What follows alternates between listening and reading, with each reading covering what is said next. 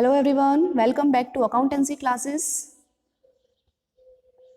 I know that these topics may be a little boring for you because these are the theoretical part of accountancy, but don't worry, very soon we will start the numerical questions.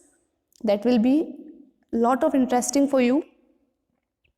But before starting numerical questions, we have to understand the basic terms of accounting because you may get confused in the questions that what are the meanings of these basic terms. So first we have to know about the business because full commerce is depend on the business. It is fully related about the business. So before starting accounting, we have to know the meaning of business. So in business, there are two things included. One is regular activity and the second is motive to earn profit. If you are earning profit irregularly, so that cannot be said a business. So a business includes regular activity and its motive should be to earn profit. Second point is capital. Capital includes cash or personal property or both points. Whenever you are going to start any business, so you have to invest cash, that is from your personal balance, personal property like building, land, furniture, that you are going to invest from your personal property. So these all things are called capital. Means in simple words you can say that capital includes the investment done by owner in starting of the business. The third point is asset. Asset I already told you, but we will discuss more about it. In one line you can say what we own. Asset is the item that what we own.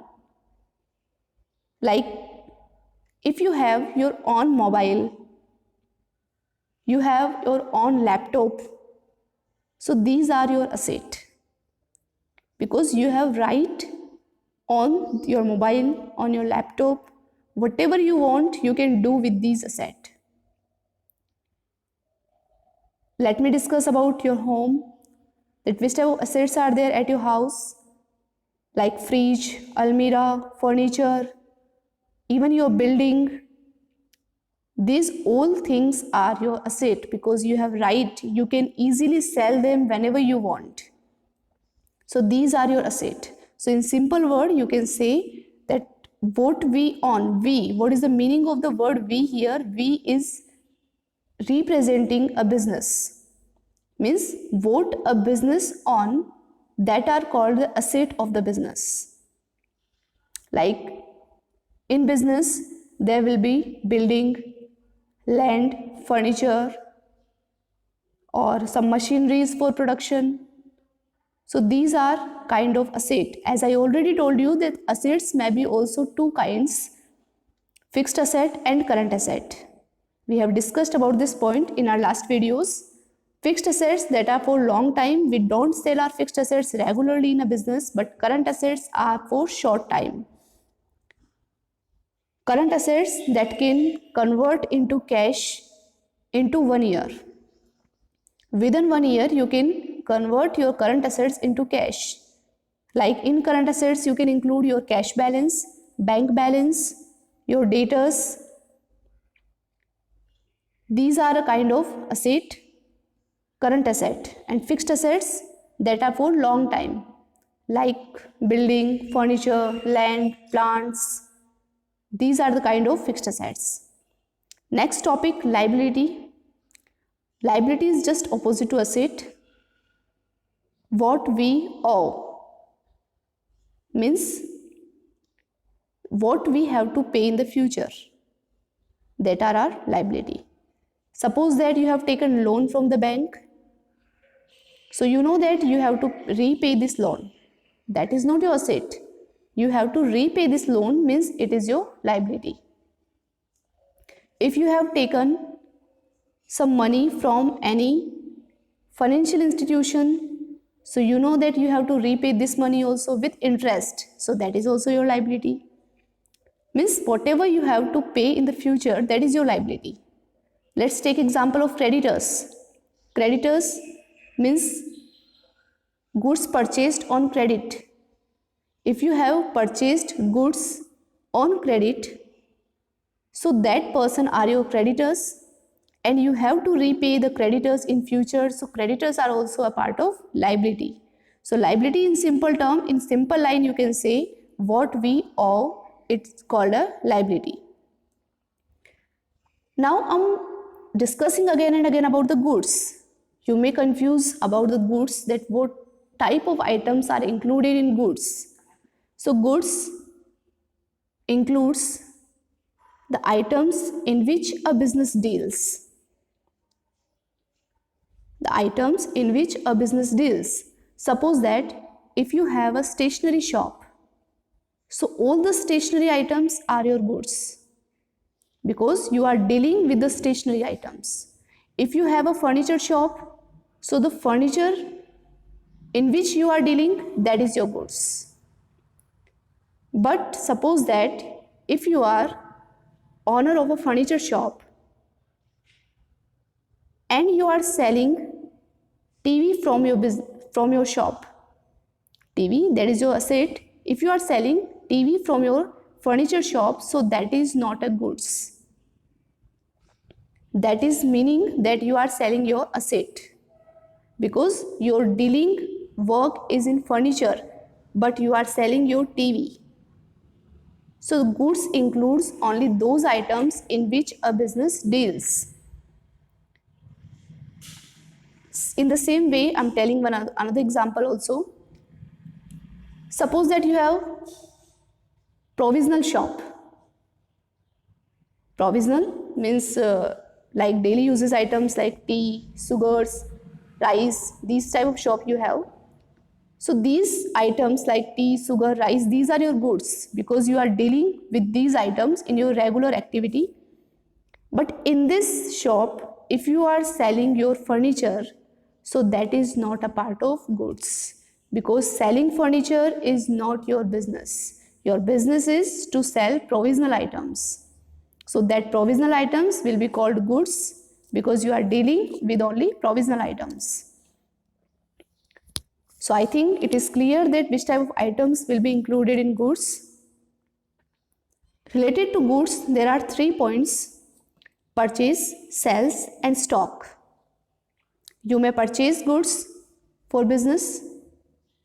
After purchasing, you are selling goods, or any goods that is purchased but not sold. So that is stock. Like suppose that you have purchased goods of 5 lakh rupees, but out of 5 lakh, you sold only of 3 lakh. So the remaining 2 lakh rupees goods is your stock. That may be sold in the next year, but now it is a part of stock. Okay, let's discuss about the next term. Next term is here revenue. What is the meaning of revenue? Actual sale proceed. I'm telling you with the help of an example here. Suppose that you have purchased a pen for rupees 5 and the same pen you are selling for rupees 7. Means cost price is 5 rupees and sales price is 7 rupees. So revenue is the price that you are receiving from selling. Like you are selling your pen in rupees 7.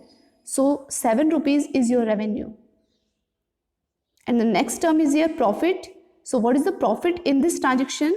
You are selling your pen that was cost of rupees 5 and revenue is rupees 7.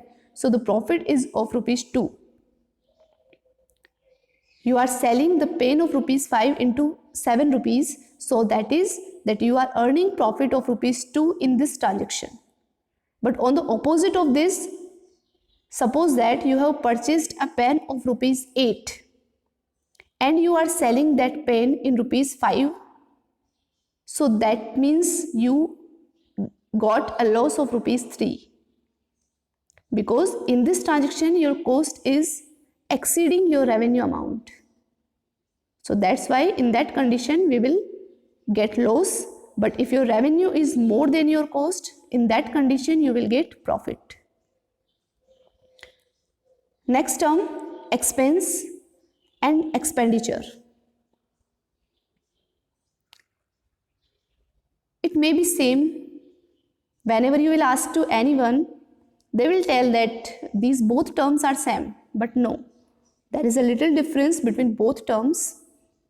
Expense that we are doing regularly, like in a business there may be some office expenses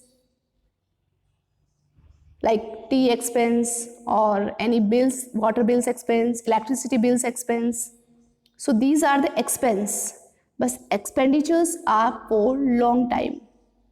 Like if you are spending money for purchasing an asset, so that is your expenditure, not expense. Means expense cannot buy any asset, but expenditures can buy assets. In expense we include like salary paid, rent paid, that is paid monthly, so that are expense. But suppose that if you are paying your salaries, rent yearly for 1 year, for more than 1 year, so that can be the part of expenditure. So in simple words you can understand that expense is for short time or expenditures are for long time, but both are spending money. In simple words, that you can say that both meanings are for spending money, but expenses are for short time or expenditures are for long time. Next terms are here, debtors and creditors. We have already discussed these two terms, but let's discuss about these also. Debtors. Debtors are the person to whom you are selling your goods on credit. As I told you with one example also, Suresh, Ramesh. Like Suresh is the owner of the business. He is selling his goods to Ramesh. Ramesh is a customer. Suresh is selling his goods to Ramesh on credit. So Ramesh will be the debtor. On credit. I think everybody knows about the meaning of credit. Means you are not getting money cash. Ramesh is saying that he will pay you money after 1 month, after 2 months, after 3 months. So this is called credit sale. If any person is paying you immediately cash, so that is cash sale. But if anyone is not paying you cash immediately, he is promising you to pay after 1 month, after 2 months. So that is credit sale.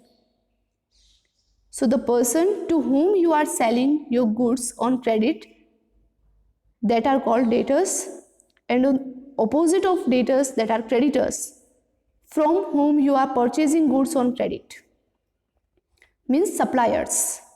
Like Suresh is purchasing his goods from Reena. Suresh is purchasing his goods from Reena on credit. So Reena will be creditor, and in the first transaction Ramesh was debtor. So debtors and creditors, these two words are related to only credit word. If you are selling cash, if you are purchasing cash, so there is no word like debtors and creditors. Debtors and creditors will arise only in that condition when you are selling on credit or when you are purchasing on credit. Okay? Let's discuss about next terms.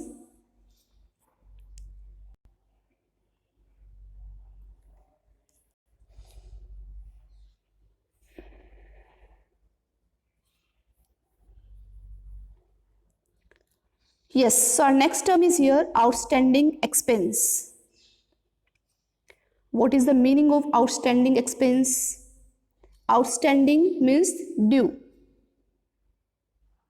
Expenses have occurred, but still these are not paid. Let's take an example in this. Suppose that in your business employees are working. Like current month is going on July. So employees have worked in July month, but still you did not pay their salary of July. You know that salary is expense for the business. Even you have taken services of your employees, means your expenses has occurred, but still you did not pay that expense. So that are called outstanding expenses. Services have been taken, but payment is due, that is outstanding expenses. And outstanding income, on the opposite of expense, that you have given your services but still you did not receive your income. These are the kind of outstanding income. Means the income that is raised but still you did not receive the payment. So these are the part of outstandings. In simple way you can say due expense or due income. Okay. Yes, one more point I'm gonna discuss here. As I told you about asset and liability. So outstanding expense and outstanding incomes are also categorized in asset and liability. Outstanding expense is liability or asset? Just a question from you, only for 1 minute. Outstanding expense is liability or asset? I think your answer is that it is a liability. How? Because these expenses we have to pay in the future. Still we have not paid, but we have to pay these in the future. So whatever expenses that we have to pay in the future, that are a kind of liability. Or outstanding income, this is a asset for us. Asset because we will get this income in future. Still we did not receive it, but we will get it in future. That's why it is an asset. The next term, drawings. Drawings. As you know that an owner is investing his capital in his business, he is continuing his business. So whenever he will need any amount for his personal use, so sure he will take from his business because he doesn't have any other income sources. So if you want to pay his son's tuition fee, school fee, so he will take all these money from his business. Suppose that business is of provisional items. So if he need provisional items for his household work, so he will take from the business. If he want to pay electricity bill of his house, so he will take from business. Means he doesn't have any other income sources. So whatever expenses he has to do for his personal use, he will take from the business. So this amount will be called drawings. So in simple words, you can say that drawings are the amount that is taken by the owner for his personal use. Capital that invested in a business by the owner, and drawing that is withdrawal by the owner from the business. These two words are opposite. Now the point is here, accounts, accounting and accountancy. These are three important words for you because you are studying accountancy. So you have to know the meanings of these three different terms. By the way, you can say that these are similar, but these are not similar. There may be a little difference between these three terms. Accounts, we prepare accounts. How? Suppose that your mother gave you 1000 rupees just for a party. You have a birthday party at your home and your mother gave you 1000 rupees for this birthday party, and after that day Another day your mother is saying that, tell me about that 1,000 rupees, that what did you purchase or how much is left, means accounts of these 1,000 rupees.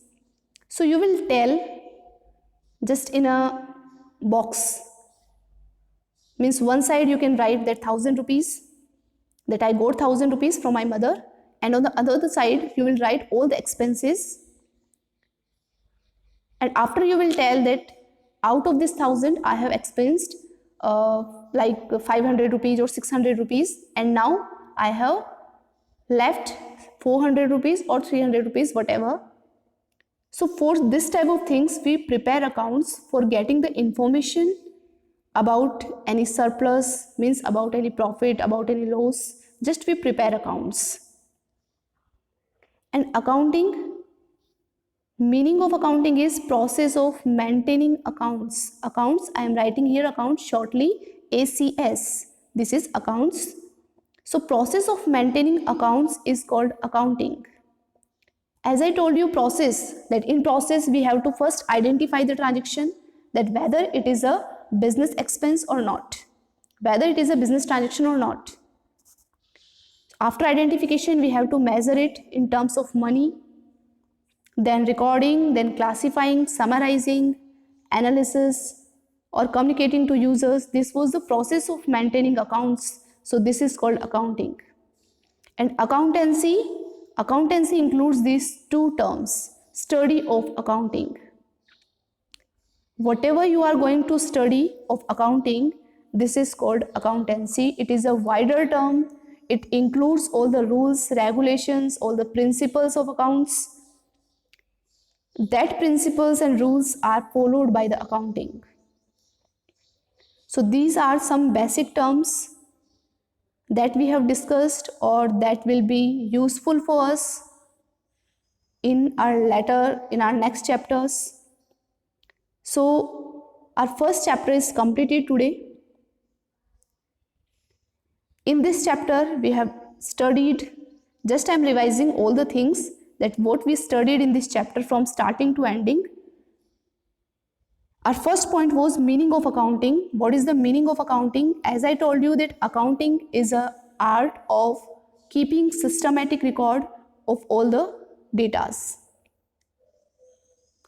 As I told you about this point also, that if there is a non-commerce student who doesn't know ABCD of accounting, so he will just roughly write that what are his expense, what are his income, and just he will show that this is my surplus amount after doing all the expenses. But if a commerce student is there, so he will write properly all the things, that what income he has got from his father, his mother, whatever, or what expenses are there, and after deducting expenses, what is his left amount. So keeping systematic record of all the things is called accounting. It is not necessary only in a business. You can do accounting at your home also. Your household expenses can also be recorded as accounting. So accounting can be done anywhere because this includes systematic record.